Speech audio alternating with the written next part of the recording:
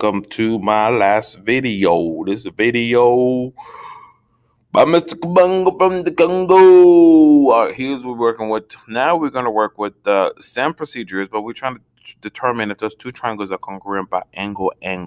No sides this time, angle. All right, so that, it looks like I have two triangles, triangle 1 and triangle 2.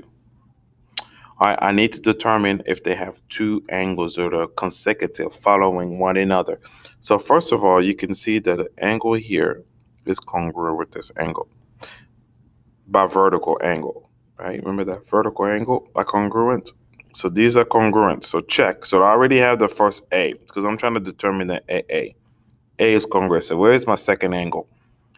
Well, I like to so the second angle, if you go straight down here, this one will be congruent. If you go, go this way, that one is congruent to this one right here. They're both 90. So the second angle worked. We're done. This is similar. All you're trying to determine if two angles are in those triangles are congruent. And I am able to determine that two angles are congruent. So you would say that triangle what can I say? What if I start with the C? With C, CAB must be similar to triangle CDE. All right. Move on to the next one here. This is, I have triangle 1 and triangle 2. All right. So I need to determine that I have two angles that are the same. So far, I have the 62 and I have 62. So if I have AA, the first A is check. Now they're saying if this is 74, that I also have to be 74. Well, let's find out. Question mark. So let me erase that before you believe that I said that. Let's just keep going. So I know that in the triangle, three sides should add up to 180, right? So I can do 62 plus the 44, which gives me what? And then take that away from 180. So 62 plus 44, that gives me 106, and then subtract that from 180. That gives me 74. So this is 74. So therefore, I have my second angle. They're congruent. So this is similar. So to the first one, I forgot to write that. All right, so finalize your answer.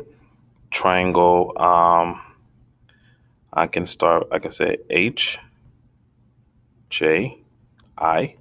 is similar to triangle G. Notice I'm starting with the less, so the 62 was H and G. Look, H and G, right? And then I'm going to do the 74. So what I do, J. So I got to do F here. And the last one is E. Goes with that. All right. Moving on to this one. So triangle 1 and triangle 2 are yeah. So let's find out. We have a vertical angle right here. Vertical angles are congruent. So my first A is check.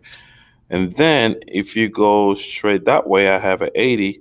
So where I have an 80, so I can show you that the second angles are congruent. So these are similar for sure. And I can say that triangle NQM is similar to triangle NO. And then whatever letter is this, I put K for Kabango. All right, last one, I have two triangles. This one is difficult for me to see, so I'm going to have to break it apart. Here's the first one. So break that apart. So I'm going to redraw that. So there's a B right here. There's a V right here. There's a T right here. Boom. All right.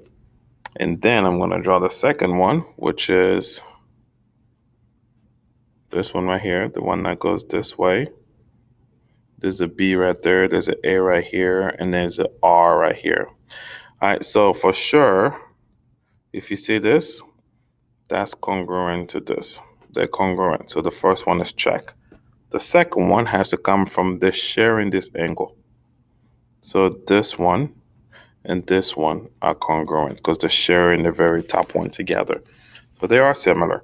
So if you want to write it, you can just say triangle BVT. BVT is similar to triangle BAR. are. So to write this, if two angles of a triangle are congruent to those, and then the triangles are similar. That's it. All right, you got